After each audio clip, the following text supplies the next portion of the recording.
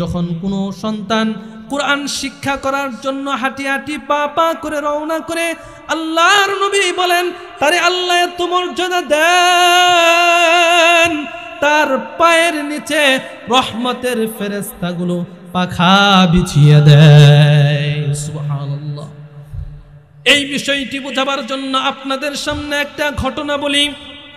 আপনারা সকলেই জানেন বড় পীর আব্দুল কাদের জিলানী রহমাতুল্লাহি আলাইহি, উনি এমন একজন পীর ছিলেন, যখন তিনি ছোট্ট বয়সে কুরআনে কারীমকে শিক্ষা গ্রহণ করার জন্য কুরআনে কারীমটাকে বুকে ধারণ করে আল্লাহর বান্দাটা মাদ্রাসার দিকে রওনা করে, প্রতিদিন তিনি ক্লাসরুমে দেরি করে ঢুকে। উস্তাদ জিজ্ঞেস করে, কেন দেরি করে ঢুকেছো?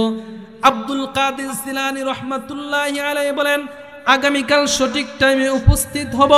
এভাবে একদিন নয়, 2 দিন নয়, দীর্ঘদিন 3-4 দিন পর্যন্ত আব্দুল কাদের জিলানী রহমাতুল্লাহি আলাইহি ক্লাসরুমে দেরি করে ঢুকলেন।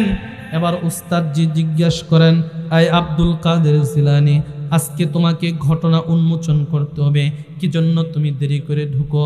আব্দুল কাদের জিলানী রহমাতুল্লাহি আলাইহি ডাক দিয়ে কই, হুজুর, দিলে একটা ভয়, ভয়ের কারণে আমার দেরি হয়।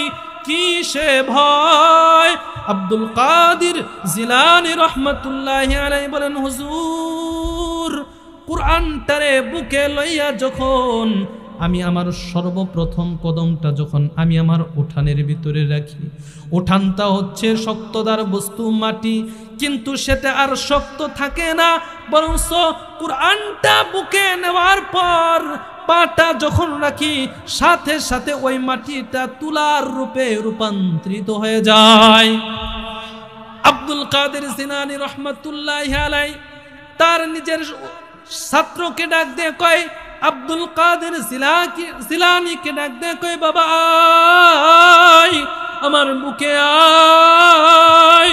নবীর হাদিস পড়েছিলাম, নবীর হাদিস শুনেছিলাম যে তালেবে ইলমের, কুরআন পড়নেওয়ালার পায়ের নিচে আল্লাহ রহমতের ফেরেশতাদের পাখা বিছিয়ে দেয়।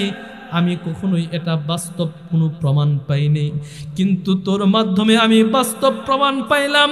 আল্লাহ দেখিয়ে দিলেন যে তোর পায়ের নিচে আল্লাহ তার রহমতের ফেরেশতাগুলোর পাখা বিছিয়ে দেয়। বাবা, এখানে ভয় পাও না, বরঞ্চ তুমি আসবা, তোমার কোনো সমস্যা হবে না।